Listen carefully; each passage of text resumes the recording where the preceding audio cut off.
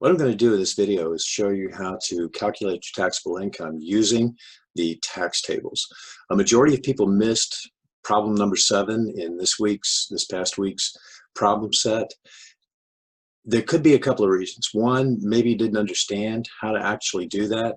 Number 2, you didn't watch the videos that I had out there where I walked through how to do your calculations as far as your tax is concerned.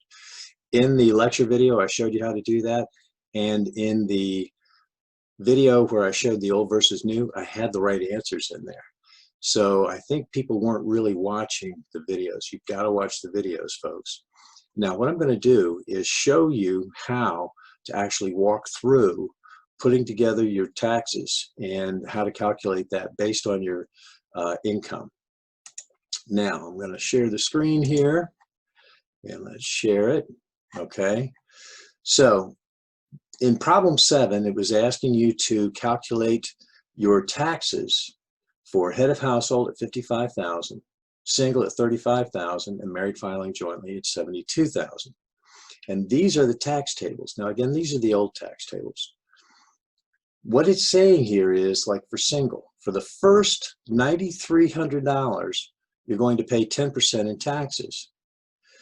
The next dollar up to about $38,000, you're going to pay 15%. So many people sat there and said, okay, single at $35,000. I'm going to take, it's in here someplace, so I'm going to take $35,000 and multiply it by 15.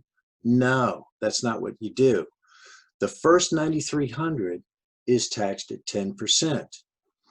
After that, up to the $35,000, it's taxed at 15%. When you're looking at the head of household, the first $13,000 is taxed at 10%. Between that $13,000 and $50,000, it's taxed at 15%.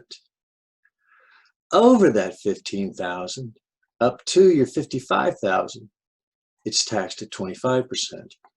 We have a progressive tax system here in the United States, and you can see the more money you make, the more you're getting taxed. But it's not taxed at all of those dollars at that level. In other words, if you make $200,000, it's not all taxed at 33%. The first $9,300 is taxed at 10. The next amount, 15, all the way up to your maximum amount, in that case, of 33%. Let me show you how these work out. For 7A, it's looking at $55,000 for a head of household. So if you're looking at the tax tables here for a head of household, up to $13,350, between $13,351 and $5,800, and then between $5,800 and $131,000, you can see the various taxes. So you calculate it as the first $13,350 is taxed at 10%. So $13,350 times 10% gives you $13,335. Between $13,351 and $5,800, that's taxed at 15%. So you take your $5,800, the top of that bracket, subtract out the lower part of that bracket. Whatever you come up with, you multiply times 15%. That gives you $5,600. If you notice, your $55,000 is in this bracket here. It's between there. So then you take that $55,000 minus the lower end of the bracket, 55 minus the lower end of the bracket, and that's what's taxed at 25%, which gives you $1,050. Add those up, there's your $8,002. For single, you're looking at the tax tables here. So single is taxable income of $35,000. Now again, this is not gross. This isn't the total amount that you made on the W-2. You took out probably your standard deduction, maybe any kind of credit you have, that sort of thing. But your taxable income is $35,000. So the first $9,300 is taxed at 10%. So $9,325 times 10 gives you $933. Between the $93,26 and $37,950, that's where you fall as far as your $35,000. So your upper tax bracket is here. So between your 35,000 and the lower end of the bracket is taxed at 15%. 35,000 minus the 96 times 15 gives you 3,800. There is your total amount. For married filing jointly, the first 18,650 is taxed at 10%. So 18,650 times 10% gives you 1865. Your upper end, 72,000, your taxable income falls within this limit here, in this bracket here.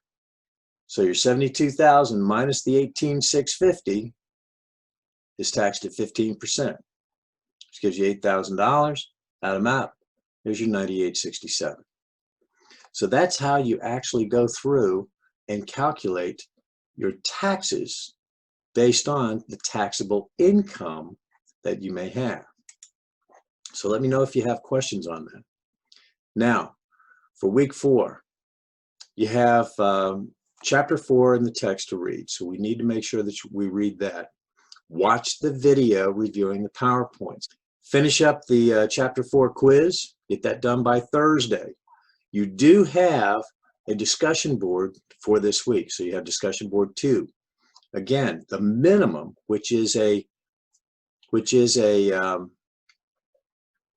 minimum amount, which is your initial post by Thursday and 3 significant responses by Sunday. Again, that's average, or a C. So you have your initial response that's due by Thursday, and then responses to others' posts by Sunday. You also have problems 1, 2, 3, 4C, 9, as far as getting those completed, along with questions 3 and 5 in the Apply Yourself area. There were multiple people who did not do the Apply Yourself. So make sure you do not only the problems, also the questions in that. Those are some of the key points for the chapter. Give me a shout if you do have questions.